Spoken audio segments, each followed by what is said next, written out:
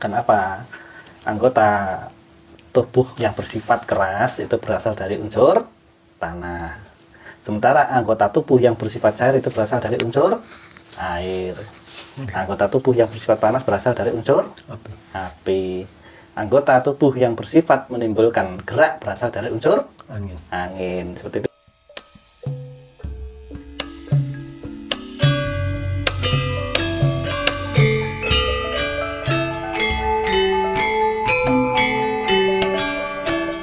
Assalamualaikum Pak D. Waalaikumsalam warahmatullahi wabarakatuh. Pada malam ini saya ingin menanyakan Pak D tentang penjabaran soal reformasi dohir yang kemarin itu Pak D. Ya. Mohon dijelaskan Pak D penjabaran. Oh iya, kemarin kita sempat ngobrol-ngobrol ya tentang bagaimana itu reformasi dohir ya, dengan menyikapi keadaan alam ya. Ya, selamat malam saya menyapa kepada rekan-rekan Kang Toko TV dimanapun berada. Sebelumnya kami meminta dukungannya untuk subscribe, like, share, and comment supaya apa? Supaya channel kami nanti bisa berkembang. Tentunya akan semakin banyak membuat pencerahan di channel YouTube kami Kang Toko TV supaya nanti panjenengan semua bisa selalu mendapat notifikasinya dengan subscribe-nya. Ya, semoga nanti membuat suatu kemanfaatan bagi kita bersama. Amin. Terima kasih Kang Dadan pertanyaannya. Sama-sama. Untuk reformasi dohir, pertama kita memang harus mengenal yang namanya unsur tubuh kita, ya tak? Di dalam tubuh manusia ada beberapa bagian, ada bagian luar dan bagian dalam gitu Kang Dadan ya. Lah, contohnya apa? Yang bagian luar, kira-kira sudah mengerti belum Kang Dadan? Jadi bagian luar tubuh manusia itu organnya, bagian luar itu seperti rambut, kulit, kuku, ya toh? Seperti itu, hidung, gigi, mata, tangan, hidung, mata kan seperti itu ya. Tubuh nih, kaki ya, itu anggota luar. Sementara adapun bagian dalam seperti daging, urat, tulang, sumsum, hati, jantung, empedu dan seterusnya. Nah, itu adalah bagian-bagian tubuh ini ya. Jadi nanti semuanya mempunyai tugas masing-masing di dalam anggota badan itu, semuanya punya pekerjaan, ya. Di unsur luar tubuh punya pekerjaan sesuai dengan titahnya, di bagian dalam pun punya pekerjaan sesuai titahnya. Seperti itu. Kenapa? Anggota tubuh yang bersifat keras itu berasal dari unsur tanah. Sementara anggota tubuh yang bersifat cair itu berasal dari unsur air. Anggota tubuh yang bersifat panas berasal dari unsur api. Anggota tubuh yang bersifat menimbulkan gerak berasal dari unsur angin. Seperti itu ya. Jadi ini keempat unsur ini akan saling berkaitan dan bekerja sama. Tapi apabila kerjasama ini terhenti, maka akan mengakibatkan unsur lainnya tidak mendapatkan energi, alias organ-organ tubuh yang terpenting akan mulai hilang fungsinya, dan dalam waktu yang singkat tubuh akan menjadi lemah dan sakit gitu loh Kang Dadan. Jadi itu hakikatnya seperti itu. Jadi begitulah sistem kerjasama dalam tubuh kita. Apabila kita tidak bisa menjaganya, maka sudah pasti perjalanan batin kita akan terhambat, sebagaimana kebenaran yang telah dipercaya oleh oleh umum, bahwa di dalam tubuh yang sehat terdapat jiwa yang kuat. Tubuh yang sehat akan memberikan dukungan serta kemudahan bagi batin untuk mendekatkan kepada Allah. Sebagai contoh berkonsentrasi. Tapi apabila kepala kita normal, tidak ada rasa sakit, saat itu kepala kita nyaman, sehingga pikiran kita mudah terkonsentrasi ya, atau berkonsentrasi ketika menghadap pada Allah. Seperti itu loh Kang. Gimana? Sudah lebih jelas Kang? Pak D. Jadi merokok ya? Silakan Pak D. Saya juga merokok ini karena sudah malam. Jadi intinya harus saling berkesinambungan, adanya satu keharmonisan antara anggota tubuh dohir dengan anggota tubuh yang batin itu Pak De. Iya, harus ada keterkaitan itu Kang.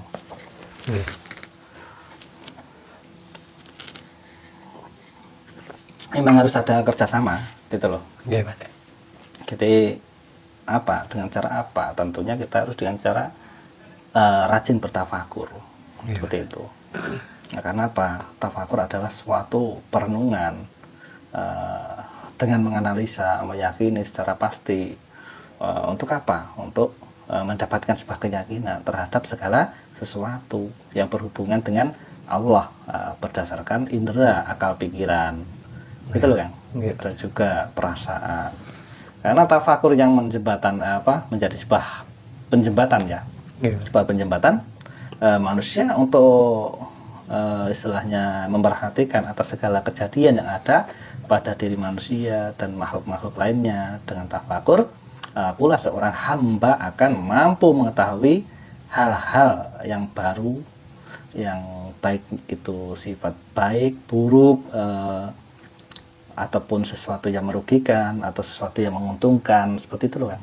Jadi dengan mengolah, makanya nanti di Tarikat Satariyah ini nanti akan diajarkan Kang, bagaimana itu dalam martabat kesantrian. Setiap santri akan dikhususkan untuk melakukan tafakur sesuai dengan tingkatan kesantriannya, seperti yang diajarkan oleh guru-guru kita, mursyid kita yang di Cirebon gitu ya Kang.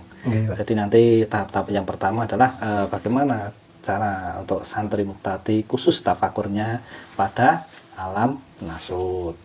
Terus yang kedua, santri mutawasid khusus untuk tafakur pada alam malakut. Santri kamil khusus tafakur pada alam jabarut. Terus santri kamil mukamil nanti tafakurnya pada alam apa? Tahu nggak? Belum paham nih Pak De. Alam lahut. Itu. Jadi bagi santri yang masih tingkatannya muktadi ya nanti belajar dulu dari dasaran-dasaran seperti itu ya. Jadi nanti mengenai waktunya ya untuk sering mentafakuri nanti akan dipandu oleh para mursyid kita semuanya.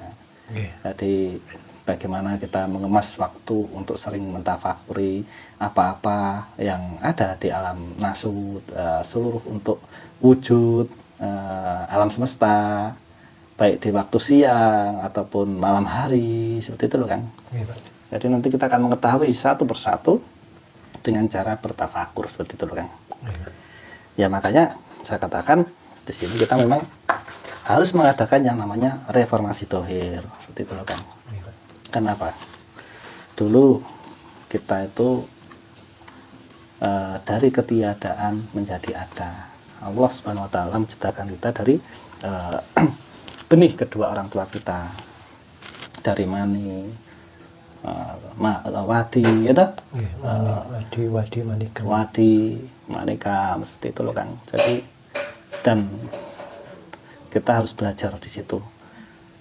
Ketika kita disihkan lahir di dunia dari rasa kasih kedua orang tua dan kita terlahir di dunia, dirawat, dibesarkan, disekolahkan sampai kuliah perguruan tinggi hingga lulus dan akhirnya bekerja. Disitulah kita sudah diajarkan untuk dipekerti oleh orang tua. Nah maka dari itu jasa bagi ibu dan bapak kita itu tak terhingga, tak terbatas pada kita dan tidak mungkin kita mampu membalasnya, gitu. Ketika kita sudah keluar sekolah, sudah bekerja, harusnya kan di dalam waktu bekerja ini kan kita fokus membantu kedua orang tua, istilahnya kita mengabdi kepada beliau, tapi kan hakikatnya tidak. Kalau kita sudah dapat pekerjaan, kita justru sibuk dengan menabung, mencari uang yang banyak untuk bekal persiapan nikah, mencari pasangan hidup kan itu ya Kang. Setelah punya pasangan hidup, kita disibukkan dengan urusan rumah tangga, dengan anak istri kita. Sang suami disibukkan dengan mencari nafkah pangupo jiwa untuk anak istrinya, untuk kebutuhannya. Sementara sang istri pun disibukkan untuk melayani suaminya. Sehingga apa? Akhirnya disinilah jasa kedua orang tua kita itu tidak bisa terbalaskan. Seperti itu loh Kang.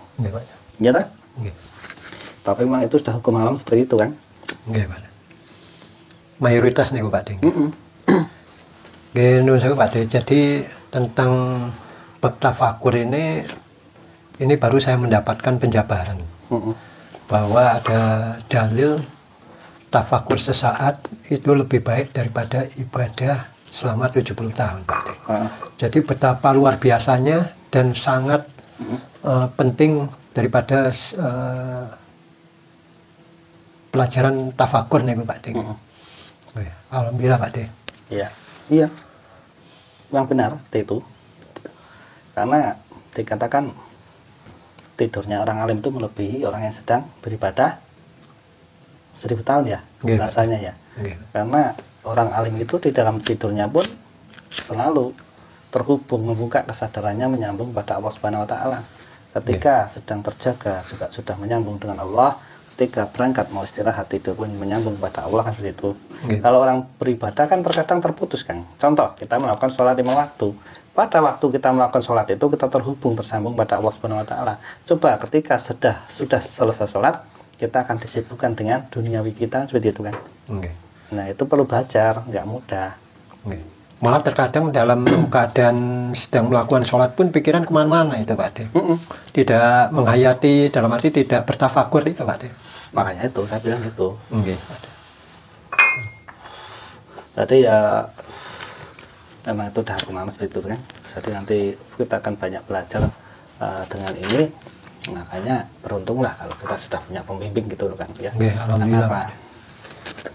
Karena setiap tafakur itu kita harus berusaha untuk apa? Mengarahkan apa? Kepada yang menciptakan, yakni Allah Subhanahu Wa Taala, sambil memuji dan menyanjungnya atas segala kebesarannya dalam menciptakan bumi dan seisinya ini kan. Gitu. Kita harus betul-betul istilahnya menyukuri apapun yang telah beliau ciptakan, termasuk anggota badan kita, baik dari luar, baik dari dalam. Makanya di sini ajaran Satarya itu cenderung kita pertama adalah mentafakuri seperti anggota badan kita itu. Ya, pertama kita mentafakuri tubuh kita dulu seperti itu, ya tak? Baik itu organ luar ataupun dalam. Kita bertafakur karena kita diberi rambut, bulu di seluruh tubuh. Kenapa?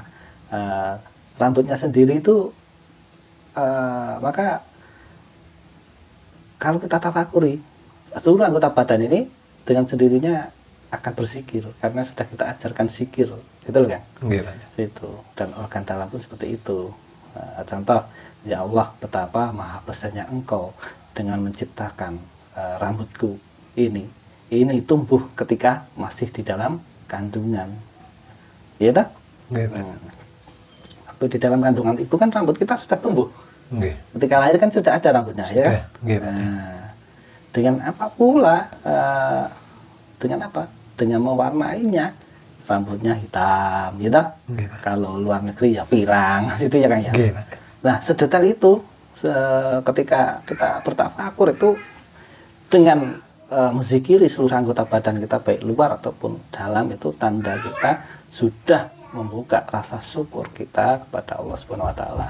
Setelah kita teranugerahi dengan rasa syukur ini, maka kita akan menjadi ahli syukur. Disitulah nanti kita akan memuji, memuja, menyanjung Allah Subhanahu Wa Taala, dan akan selalu merasakan kenikmatan atas segala sesuatu penciptaannya kan gitu kan. Nah itu masalah tafakur seperti itu kan.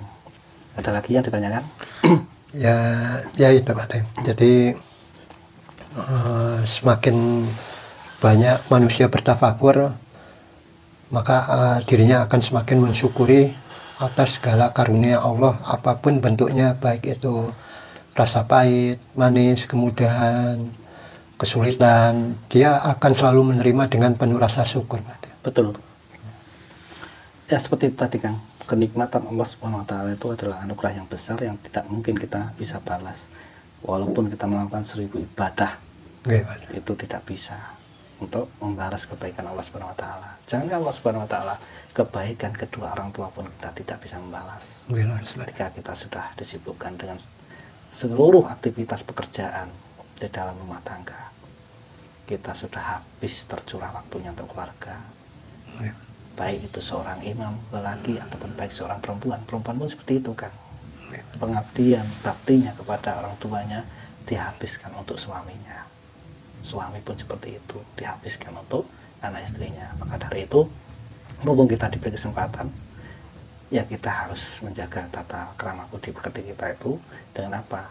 Dengan kita harus berbakti, menjenguk pada kedua orang tua apabila masih hidup. Kalaupun beliau sudah tidak ada, kita harus rajin untuk menziarahinya, seperti itu loh kan. Jadi kita harus terhubung, terkoneksi, karena hubungan dengan kedua orang tua itu adalah hubungan dengan Allah Subhanahu Wa Taala.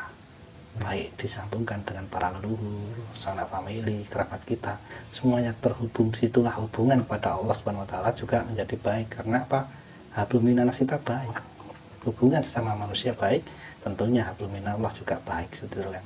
Iya dah. Maka dari itu kita bersyukur manakala kita dilahirkan dalam keadaan keluarga yang bahagia. Masih banyak juga ada yang dilahirkan dalam keadaan keluarga yang kurang bahagia karena broken home, ya kan?